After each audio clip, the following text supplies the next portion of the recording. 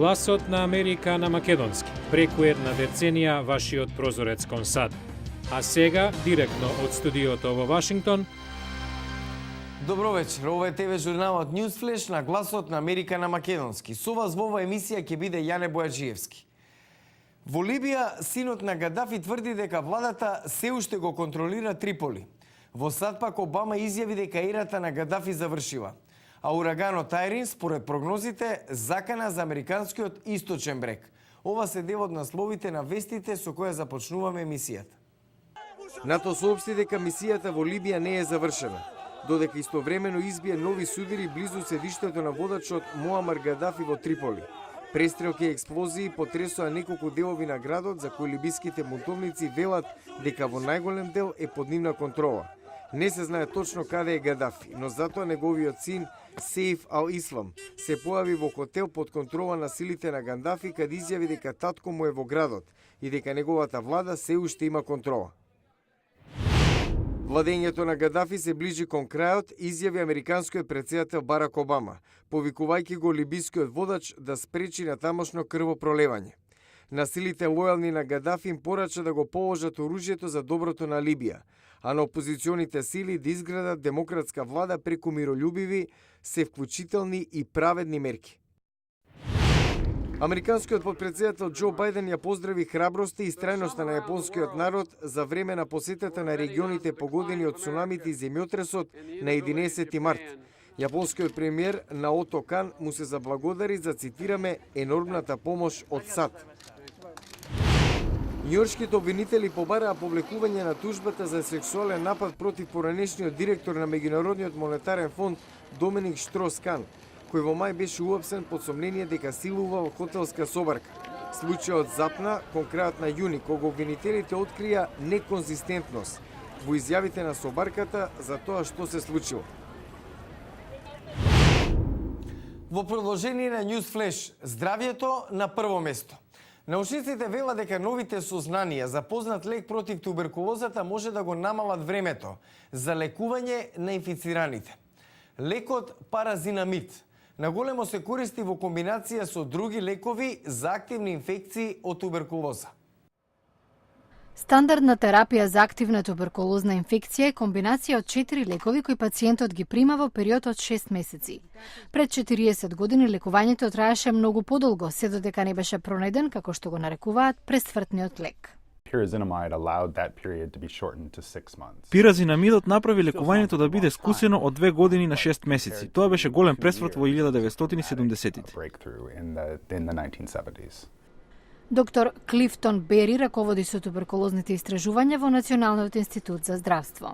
Вели, научниците веќе долго време знаат дека пиразинамидот самиот по себе не ја уништува активната бактерија на туберкулоза, но неодамна откриле дека ја убива незината латентна форма која не предизвикува забележливи симптоми. Бери смета дека новата, пофокусирана употреба на пиразинамидот може еднаш за секогаш да стави крај на глобалната епидемија на туберкулоза што инфицираше 1/3 од населението во светот. Над 8 милиони луѓе се болни од мощно заразната активна форма на туберкулоза, но од друга страна, според проценките, околу 2 милиарди луѓе ја носат латентната без симптоми. Секој активен случај се шири барем на десетина други луѓе. Ако започнеме третман на луѓето пред да заболат, тогаш ќе направиме голема разлика. Стручњаците го поздравија новиот навод за стариот лек, но сепак подвлекуваат дека најдобар начин да се запре глобалната епидемија на туберкулоза е истовремено да се изнајде побрз и посигурен тест за болеста.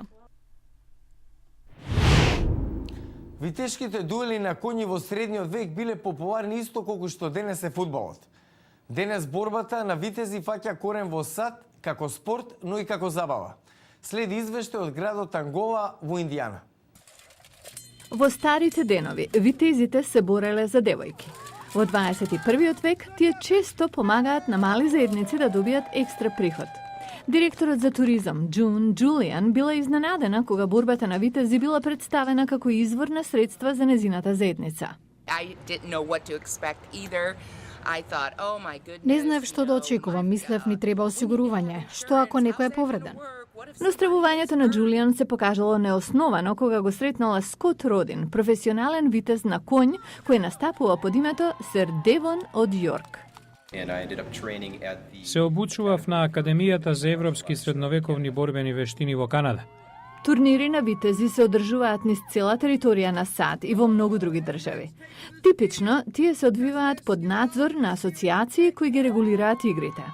Овој модерен спорт датира од пред неколку децении, од популарниот Ренесансен фестивал. Делумно забавен парк, делумно театар, овие летни фестивали го рекреираат спортот од среден век. Во САД има 8 трупи на витези кои се надпреваруваат, со 30 витези. Додека жените своевремено не биле дел од овие активности, денес работите се променети. Бека Купер влегла во спортот благодарение на незиниот пријател Скот Родлин, кој подарил конј. Ми се допаѓа кога малите девојчиња ќе кажат: "Мамо, погледни, жена витез.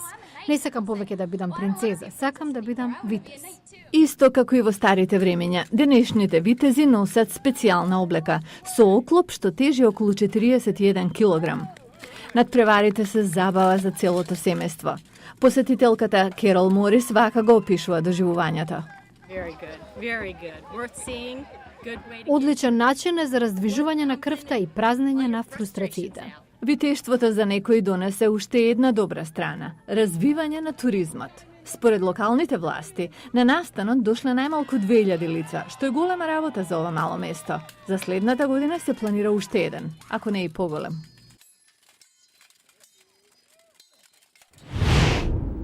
Утре во News Flash, през 150 години САД беа вовлечени во граѓанска војна. Нацијата беше поделена, а Ричмонд, главниот град на сојузната држава Вирџинија, беше една од фокусните точки на конфликтот. Гледајте утре во News Flash. Вирџинија, сојузна држава што живее со духот на граѓанската војна.